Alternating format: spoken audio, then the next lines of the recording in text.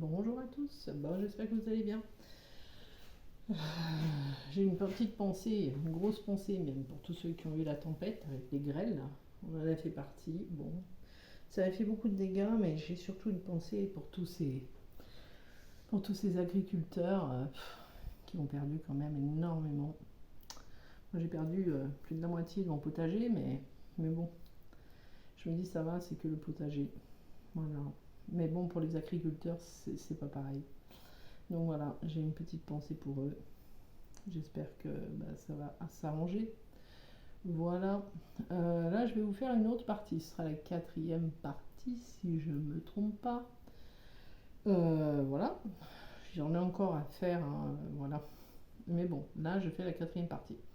Donc, dans la partie d'avant, je vous expliquais qu'au fur et à mesure, mon jumeau commençait à ne plus ressentir, au fur et à mesure du moment où on était ensemble, ne plus ressentir d'attrait amoureux, etc. En ce qui me concerne, ne plus le ressentir. Voilà, et moi j'expliquais que j'étais devenu le sauveur Zorro, enfin Zorro, Superman, etc. Catwoman, tout ce que vous voulez. Voilà, pour, euh, pour faire en sorte que justement je voyais tomber dans sa déprime. Moi je m'étais pas aperçu que moi j'y étais déjà tombé, hein.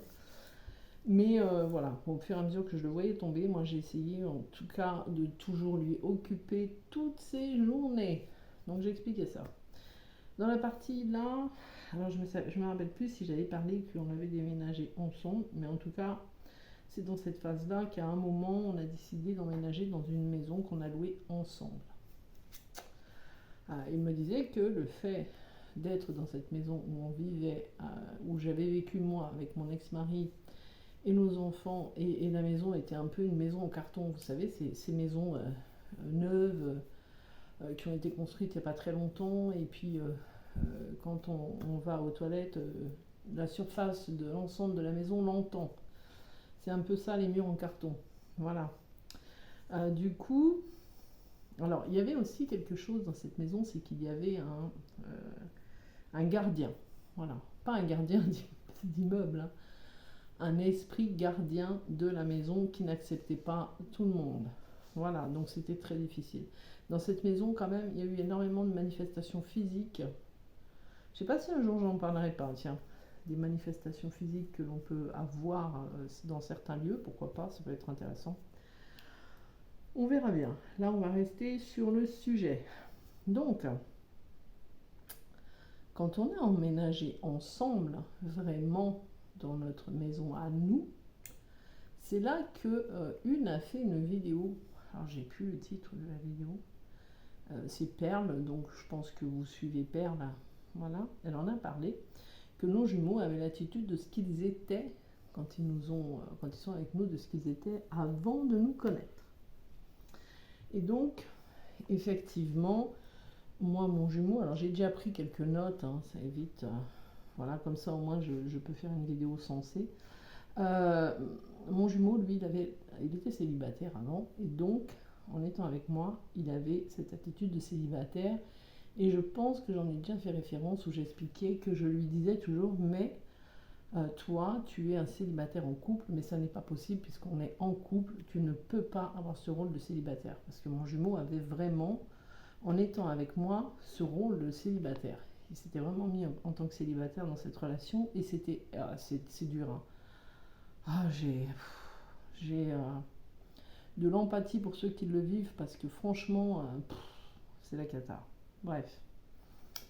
Euh, Moi, dans son attitude là de célibataire, ça avait commencé à me faire ressortir des doutes, pas des doutes de ma relation, mais des doutes de sa sincérité, de sa, comment on dit, de sa fidélité. Voilà. J'ai commencé à avoir des doutes de sa fidélité, j'ai commencé à avoir des peurs qui sont arrivées, mais des peurs atroces, et mon ressenti, ma médiumnité, elle s'est accentuée mais à un niveau extrême, je crois. Extrême, vraiment. Et lui, en fait, il a commencé à un moment à être dans le déni du lien. Alors ça, j'en parlerai après dans la prochaine vidéo de comment il me l'a exprimé hein, à ce niveau-là. Mais il avait commencé à l'exprimer, ah oui, le déni du lien et le fait que parce qu'il était avec moi, à cause de moi, je lui portais la poisse, entre guillemets, et c'est pour ça qu'il avait tout perdu, c'est pour ça que rien ne marchait, c'est pour ça que voilà. Et comme moi je pratique la magie, lui s'était rapproché de plus en plus des énergies tierces familiales qui l'entouraient et d'autres énergies tierces, voilà. Et en fait, il avait commencé, puisqu'on lui avait dit que on n'était pas en parcours flamme jumelle, mais que je lui avais jeté un sort. Donc il y a un moment, c'était très difficile d'ailleurs, parce que je ne sais pas si j'en parle maintenant. Non, ouais, si je peux en parler un peu maintenant. Parce que dans notre phase de séparation, quand on a vécu ensemble, il ne voulait plus trop manger ce que je faisais, pensant que je pratiquais de la magie. Et ça, c'est Perle, je crois, Perle qui en a dit, qui en a parlé, mais elle n'est pas la seule, il y en a d'autres qui en ont parlé, où vraiment, alors, il était rentré dans le sens que tout était de ma faute, à cause de moi, il avait perdu son travail, alors que c'est lui qui avait le choisi, hein, quand on était en lune de miel de partir, que à cause de moi, il n'avait que des problèmes d'argent, alors que ça n'avait rien à voir avec moi, voilà, enfin, oups là, excusez-moi, il y a le chat, non attention Minou, il y a la bougie, et mince, comment il m'a perdu mon chat, que à cause de moi, voilà, il ne pouvait rien, il n'y arrivera rien, quoi, que j'étais vraiment la poisse depuis qu'il m'avait rencontré, il avait la poisse et que tout était à cause de moi. Alors on sait que pendant un moment, et ça je vous l'expliquerai dans la prochaine vidéo parce que je l'ai vécu, il nous accuse de choses qu'on n'a pas faites. Et moi j'ai eu ça, mais au plus. Hein. Donc lui, il a commencé à avoir des grosses pertes financières, énormes, vraiment énormes. Et moi, en fait, au-delà des peurs, des doutes et des ressentis que j'avais, puisque je ressentais quand même des choses, hein, ma médiumnité, elle s'était réveillée.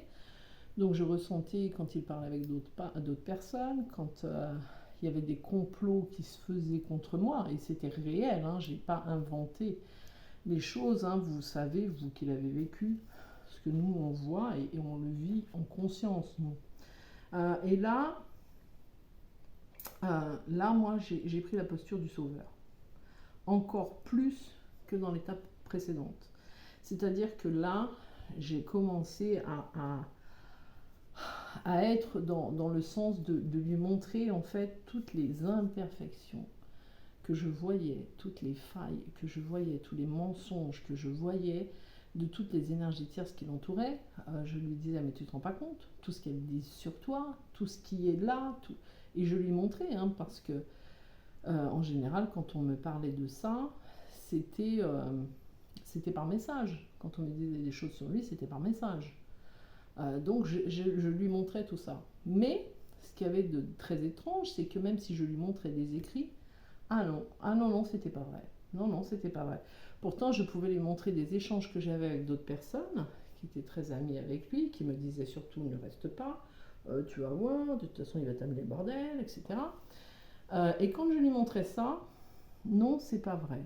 Pourtant, c'était des écrits, c'était quelque chose de visuel. Mais non, ça n'était pas vrai, c'était moi qui racontais des bobards, etc. etc. Ensuite, lui a commencé avec moi à avoir de plus en plus de distance, vraiment des distances, mais c'est pour ceux qui le vivent maintenant ou qui l'ont vécu comme moi, vous savez de quoi je parle aussi, c'est affreux, parce que plus ils sont distants et plus on est là. C'est un peu le fuis-moi je te suis, suis-moi je te fuis. Hein. Plus on prend de la distance, plus lui il prenait de la distance et plus moi je courais après. Et là, je me disais toujours qu'il fallait absolument que je fasse tout pour lui montrer tout ce qui n'allait pas, donc tout ce que les autres faisaient, le rôle que chacun avait.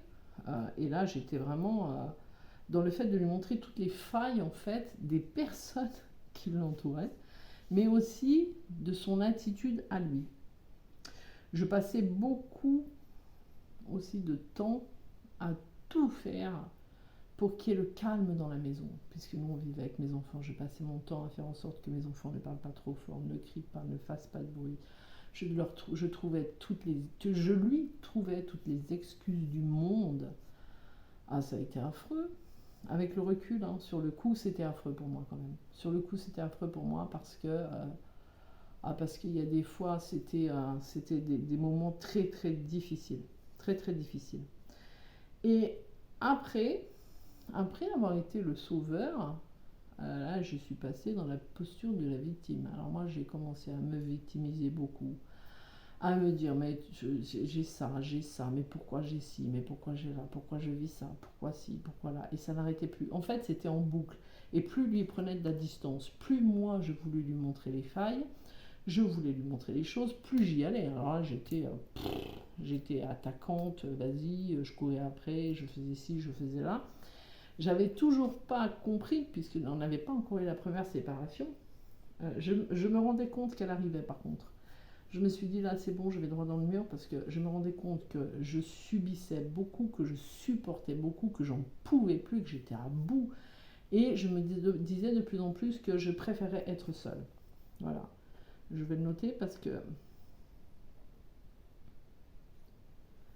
Voilà. Alors, je me disais de plus en plus que je préférais être seule parce que c'était insupportable. Et quand je me disais ça, j'avais aussi l'anticipation des peurs qui prenaient le dessus, de me dire, ouais, mais si jamais, en fait, c'était un peu, si jamais je fais pas tout pour lui plaire, pour lui faciliter la vie, pour lui ramener ci, pour lui ramener ça, et croyez-moi, j'en ai fait beaucoup, mais je les expliquerai aussi dans une autre vidéo. Plus je faisais ça, plus j'étais au dégoût de cette relation, au dégoût de cette vie ensemble, au dégoût de tout. D'autant plus qu'à ce moment-là, moi, ici, là, moi, j'ai zappé que j'étais en parcours.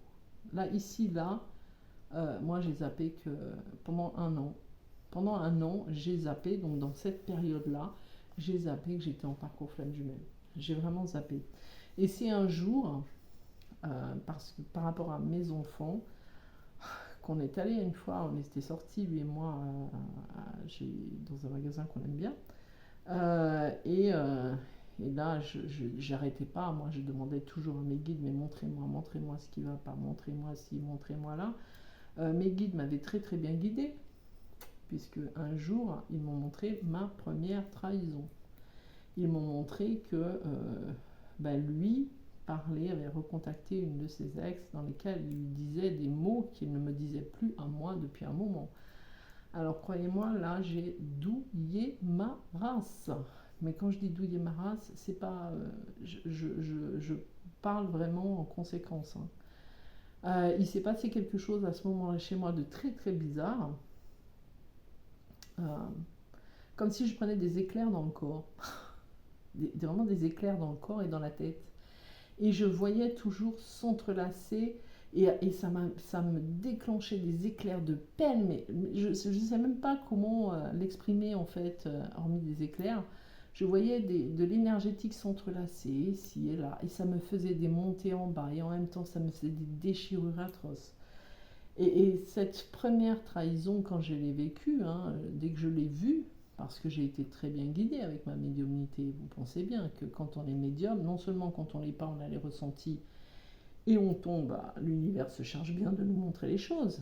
Mais quand vous êtes médium, les ressentis c'est pire. Et les choses, on les voit encore plus clairement, plus facilement.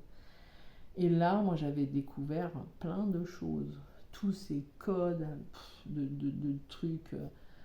et de découverte de choses qui parlaient de se faire passer pour quelqu'un d'autre, parce que bien évidemment, comme on le dit, c'est vrai qu'il joue des rôles, mais ça c'est effectif, ça je peux vous le dire, je peux le dire effectivement, il joue des rôles, parce que dans ces cas-là, il n'allait pas se montrer qui il était, il n'allait pas en fait dire véritablement comment il s'appelait, Voilà.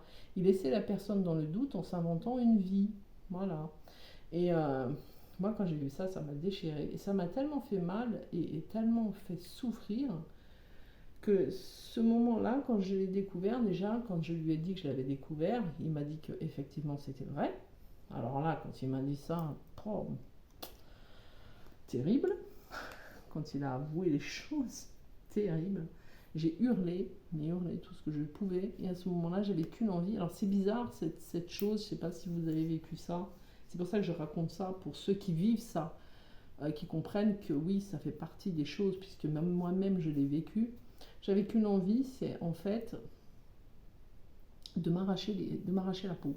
De m'arracher la peau. Je me sentais mais sale, mais pas bien, mais perdu, mais tout ce qui était, mais une catastrophe. Je voulais m'arracher les cheveux, je pleurais, mais je me balançais, je hurlais, mais je ressentais intérieurement, et c'est là où ça m'a fait un choc, euh, comme si dans tout mon corps, tout était parti. Et le plus difficile pour moi, à ce moment-là, ça a été au niveau spirituel. Ah, le spirituel, ah ouais, ça a été la déchirure la pire que j'ai pu vivre. La pire que j'ai pu vivre.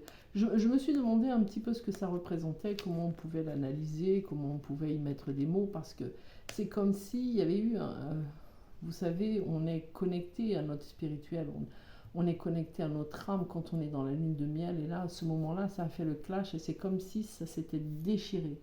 Vous voyez. Enfin, vous verrez, vous n'allez pas me répondre là, mais je pense que vous voyez un peu ce que je dis là. Et c'est vrai qu'à ce moment-là, j'ai vécu, mais il m'a fallu, et encore, est-ce qu'on s'en remet vraiment totalement? Moi, je pense pas encore. Je pense qu'il va falloir beaucoup de temps pour vraiment s'en remettre. Pardonner, c'est pas qu'on pardonne pas. C'est vraiment nous, les chasseurs, on pardonne beaucoup trop vite d'ailleurs. Et moi, je m'étais promis après, plus tard, que je ne pardonnerais plus aussi vite. Mais ça n'a pas été le cas. Pas tout de suite, en tout cas. Mais en même temps, j'avais peur de toujours lui dire ce que je ressentais parce que j'avais peur, en fait, qu'il parte. J'avais peur de le perdre à vie. Voilà. Donc, pour cette quatrième partie, je vais arrêter là parce que la cinquième partie, alors je vais peut-être un petit peu continuer, parce que la cinquième partie, je parlerai dans la séparation, voilà. Mais là, à ce moment-là, lui, quelques mois après, a perdu un membre de sa famille important pour lui. Il a aussi moi, j'ai continué à démontrer que certaines personnes étaient toxiques pour lui, et je l'ai démontré noir sur blanc, et j'ai fait quelque chose en fait qui à ce moment-là s'est retourné contre moi. De toute façon, tout ce que j'ai fait là, c'est tout retourné contre moi, mais il faut dire qu'à l'époque, je n'avais pas d'aide. Voilà, je n'avais pas d'aide, je ne regardais pas Facebook, enfin YouTube, je n'avais aucune aide extérieure pour me dire voilà. Je savais que j'étais en parcours flamme jumelle, mais je n'avais été chercher aucune aide.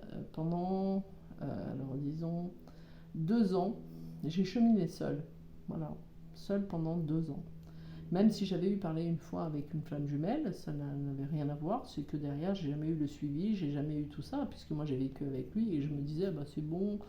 La séparation, nous on l'a eu, c'était avant de se connaître. Au tout début, on était ensemble, on avait des distanciations physiques, puisqu'on n'habitait pas dans le même département. Je ne m'étais pas dit que la séparation, elle arriverait après. Hein, voilà. Et donc, après la perte de cette personne de sa famille, importante pour lui, il y a eu un événement qui a fait que j'ai démontré quelque chose sur une personne avec qui il avait été, et ça s'est retourné contre moi. Voilà. Mais j'ai démontré quelque chose qui était vrai, et c'est quand lui il m'avait dit oui, bah écoute, amène-moi les preuves. C'est lui qui m'avait demandé d'amener les preuves. Que je lui ai dit, bah ok, j'ai amené les preuves. Et en fait, lui derrière n'a jamais pris sa responsabilité que c'était lui qui me l'avait demandé. Et quand la personne lui a demandé s'il se rendait compte des choses, il n'a jamais dit oui, oui, c'est moi. Non, il a laissé les choses telles quelles. Et là, tout ça, ça s'est retourné contre moi. C'est d'ailleurs ce qui, après, a engendré le fait qu'à un moment, puisque les énergies tierces de cette époque-là, et bien lui ont dit, allez maintenant, elle se fout de ta gueule, c'est une sorcière, elle t'a acheté des sorts, voilà, donc quitte-la, etc. Et c'est là où est arrivée la première séparation. Voilà. Donc voilà, là c'est le 4e volet de cette saga de je ne sais pas combien. Je pense que j'en ferai encore 2 ou 3 derrière parce que vous verrez ce qui va se passer avec après derrière a quand même été un folklore. Voilà. Et vous pouvez quand même peut-être vous reconnaître. Ça va aussi enlever certaines choses à ceux qui disent oh non, non, quand on est en parcours flamme jumelle, on est tout beau, tout rose. Voilà. Le côté bisounours. Moi, je vais vous enlever le côté bisounours. Voilà. Bien. Allez, je vous souhaite une belle après-midi. Je vais voir si je fais derrière la suite ou pas. À tout bientôt. Ciao, ciao.